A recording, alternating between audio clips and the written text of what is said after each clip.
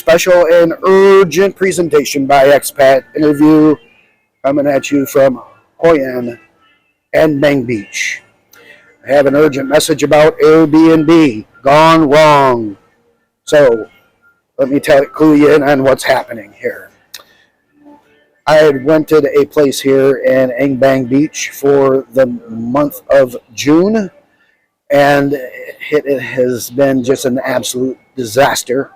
This is the location here that I am showing you in the photographs, and it is a rat-infested unit. I have rats that's been running around in my ceiling, and they have moved me from unit to unit and trying to get the rats out of there. I happen to work in that industry in the past in pest control, and I've explained to them what they need to do, but they don't know what they don't know and pretty much refuse to listen to me, yet I have to live in a rat-infested place. You may ask, why don't I go to Airbnb?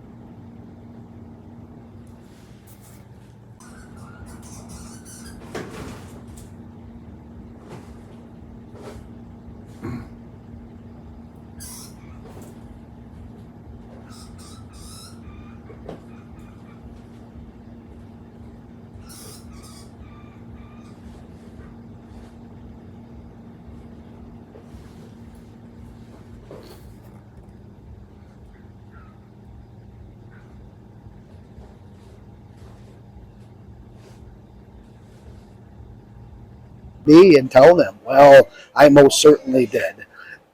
And I caution you to be very careful if you find yourself in this position.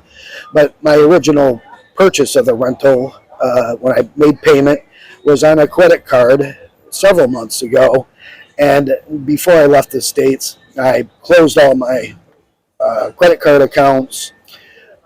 So now they refuse to do anything as far as refunding me unless it's to the original account that I made the original payment on.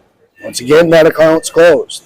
So the only thing that will happen, as we know from the U.S., if you get a credit against a closed account, the bank, after a while, you'll get a check in the mail. Well, I no longer live at that address. You can't change your address after you've closed the account. So a check will go to that address, and most likely the person who's ever living there now, was just a rental, will write on the envelope, no longer at this address, or they'll throw it away, one of the two. Ultimately, those funds will go to the state of Florida unclaimed property, and if I'm ever in the U.S. again, I can research that and see if the funds made it back there, and then file a claim against those funds and try to get them. So that's already happened once to me here through Airbnb. I practiced. Yeah, thank you guys. I canceled a stay in the future that was still under the cancellation policy, and it was on that same card. Well, they told me, Airbnb swore up and down, that those funds would go toward the card I had designated as my default payment, not the card of the original purchase. So I said, great. So $543.49 went back to the old card, the closed account. Those funds pretty much are gone forever, like I said, unless I make it back to the U.S.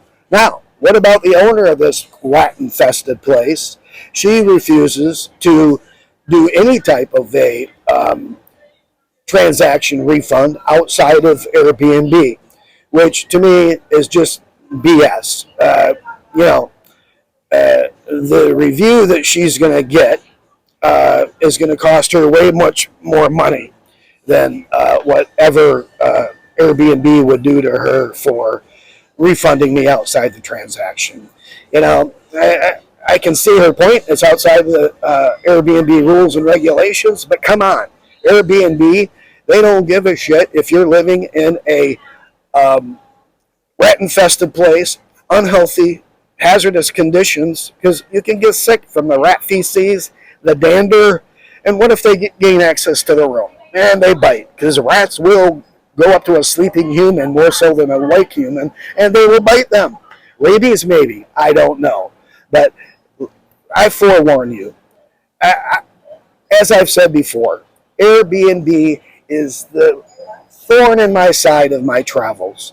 I have encountered more headache and hassles and just unsatisfactory business practice in my travels over the last year and a half now. And as I said, I'm starting to try Booking.com, but I do have something that's coming up that I think might make a difference. And this is what I've done. I got on Facebook groups that are pertaining to extended rentals, or vacation rentals, and found advertisements on there. I found a location for my trip in Koh Samui in Thailand on Facebook, and exactly what I wanted. Then she asked me for a 5,000 baht, that's like $135,000 deposit. Of course, I felt a little bit funky of just sending somebody 5,000 baht off of Facebook. We know how that goes. And I asked her, do you have an ad on one of the platforms like Airbnb or Booking.com? She goes, yes, I have an ad on Booking.com. I'm sorry, Airbnb. I said, can you send me a link for that? So she sent me a link. I found the ad, and I got this idea. I told her over Facebook, I'm going to send you a 4-digit code message through Airbnb. Respond on Facebook Messenger what that code is. This will tell me if the person I'm dealing with in Facebook is the same person that has the ad on Airbnb. Therefore, I would feel safe at sending her the 5,000 baht, knowing it's the real deal. It worked. I mean, I sent her the message. Airbnb would have no idea what's going on with that, and she responded on Facebook with the 4-digit code, and I got on Wise, the money transfer thing, and I sent her 5,000 baht. 3 months I'm booking there in Koh Samui. So that's a way to do it. I mean, you can also use Airbnb to look at places and find the name of the place. A lot of them have the name of their hotel or right on Airbnb. You can go to Google and pull them up and contact them through Google and do the same thing. Link to their website and do the same thing. You don't need to book through these platforms. Oh, and incidentally, my booking in Koh Samui is about $112 a month cheaper by booking through them directly rather than through the blood-sucking, horrible platform of Airbnb. So those are some suggestions for you. The biggest suggestion I can make is this to Airbnb. I mean, forget about it if they haven't stung you yet. It's just a matter of time. So, special presentation here, urgent message. Listen up, folks. Forget Airbnb.